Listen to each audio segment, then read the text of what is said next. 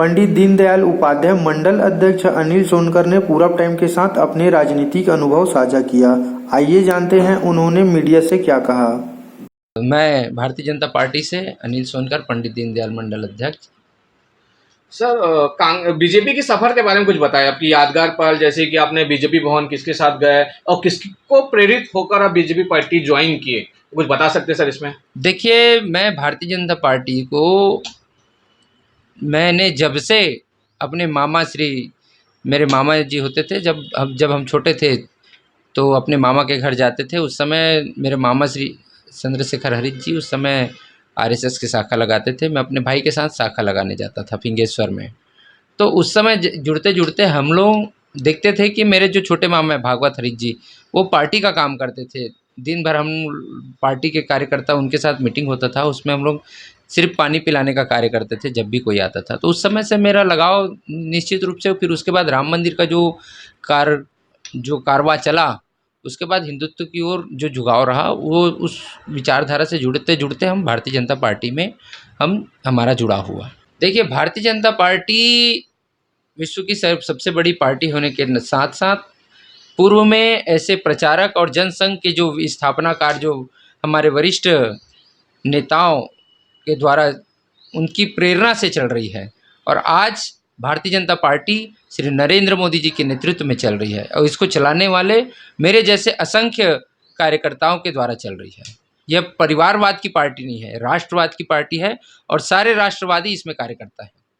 Sir, जैसे कि आपने बताया कि आप मंडल अध्यक्ष हैं इस वार्ड के, जी। तो उनका क्या महत्व रहता है अपने कार्यकर्ता के प्रति, अपने मंडल इस एरिया के जो आप वो हो, तो कुछ बता सकते हैं सर आप? देखिए, हम संगठनात्मक तौर पे भारतीय जनता पार्टी के मंडल के अध्यक्ष हैं, जिसमें 5 वार्ड आते हैं। इस 5 वार्ड में जो भी संगठन का कार्य आता है वो जिले से प्रदेश, प्रदेश से जिला, जिला से मंडल की ओर जाता है।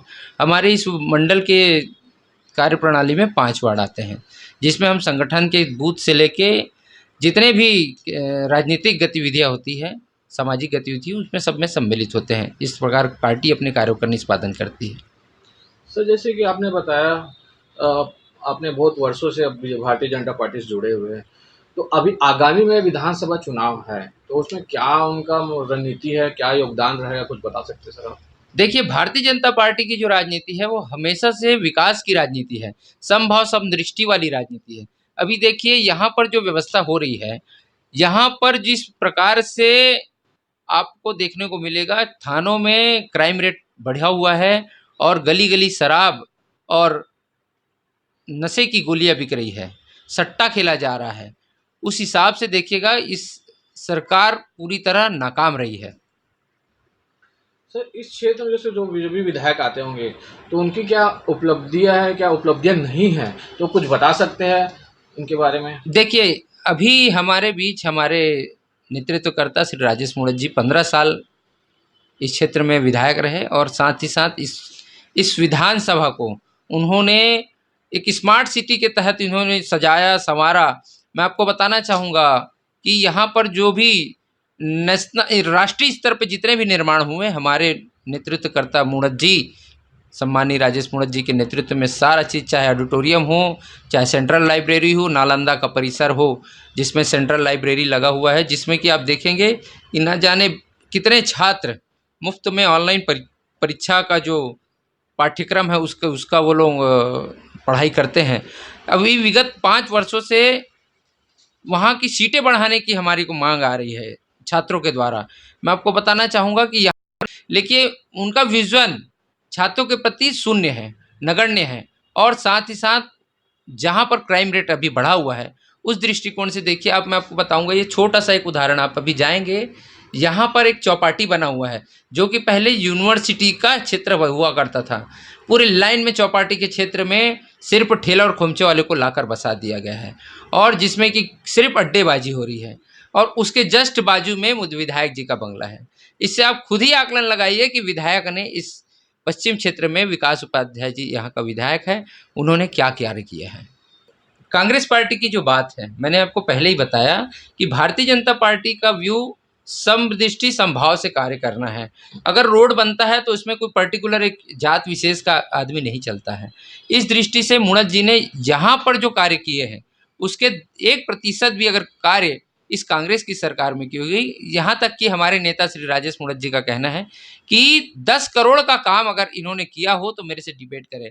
रायपुर शहर में आज जितने भी कार्य हो रहे हैं, जितने भी कार्यों के शिलान्यास मुणत जी ने किए, उन्हीं का फीता काटा जा रहा है।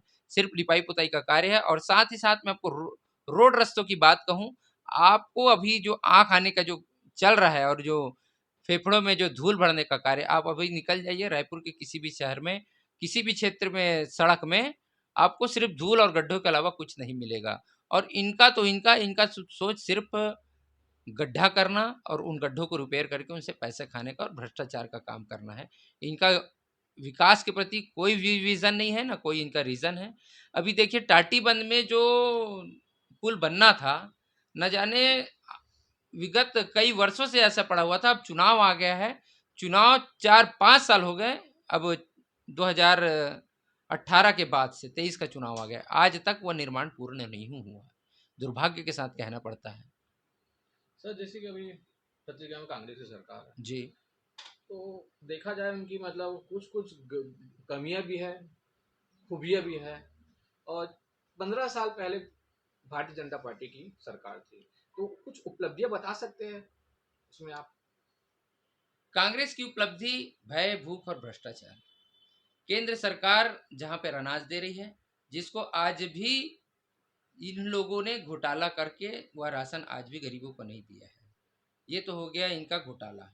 अब भय ऐसा है कि इनके खिलाफ अगर कोई आदमी बोलने जाएगा तो उनके लिए ये लोग एफआईआर करवाने की व्यवस्था करते हैं। हम लोगों ने चक्का जाम किया, आज भी मेरे खिलाफ एक एफआईआर है।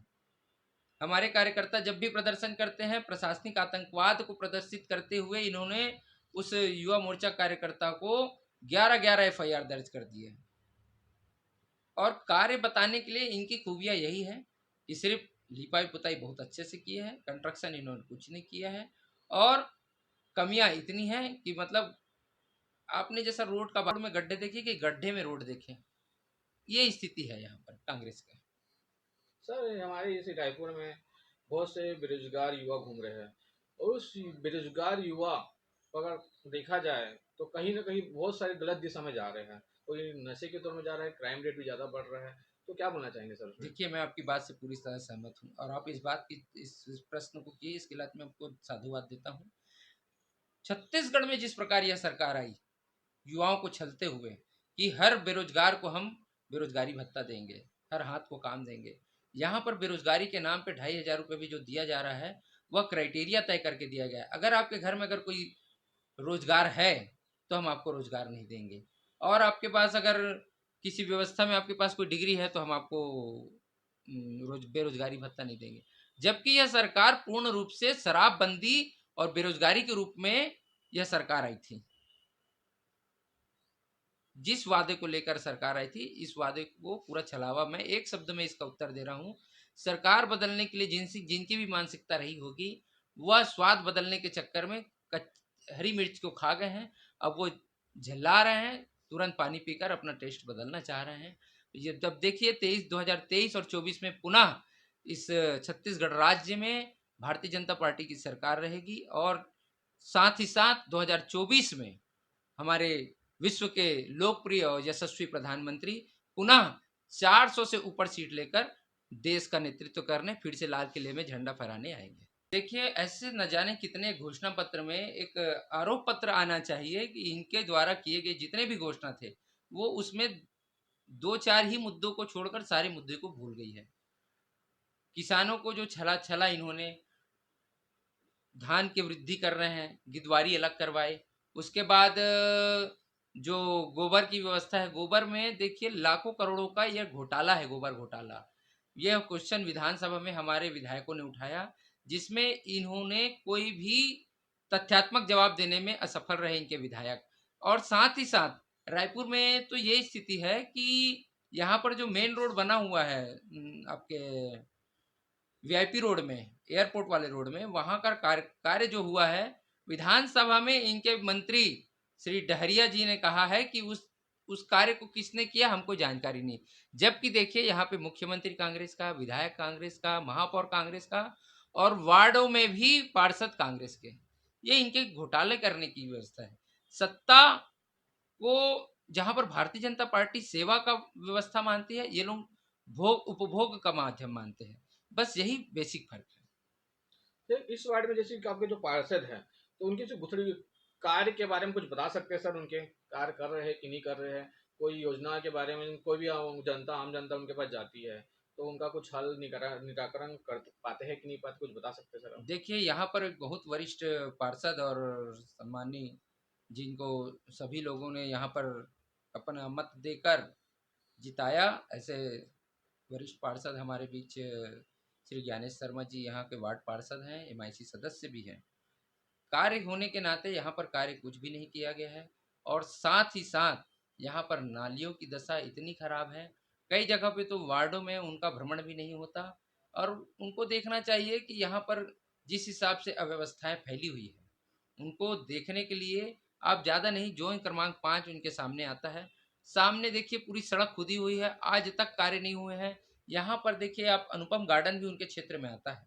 अनुपम गार्डन में जो खेल के जो इक्विपमेंट्स बने हुए हैं बच्चों के लिए, उसको भी मेंटेन नहीं किया जा रहा है। वार्ड पार्षद होने के नाते उनको जो कार्य करना था वो कार्य करने में असफल रहे। हमारे चैनल के माध्यम से दैनिक पूरब टाइम के दर्शकों को क्या संदेश देना चाहते हैं सर? राजनीतिक क्षेत्र में हो गया, सामाजिक क्षेत्र में हो गया, कुछ बता पाएंगे सर आप? देखिए दैनिक पूरब टाइम्स के माध्यम से मैं आपको राजनीतिक दल का कार्यकर्ता होने के नाते मैं एक ही शब्द कहता हूँ। अभी एक हमारे पंडित जी चल रहे हैं, उन्होंने कहा एक लोटा जल सब समस्या का हल। मैं आप सब के चैनल के माध्यम से आम जनता को आग्रह करता हूँ, जितनी भी राजनीतिक और समस्याएं हैं उसका एक ही हल, हमारा एक वोट कमल, एक वोट कमल, एक वोट कमल। ठीक है सर, बहुत बहुत धन्यवाद हमसे बात करने के लिए।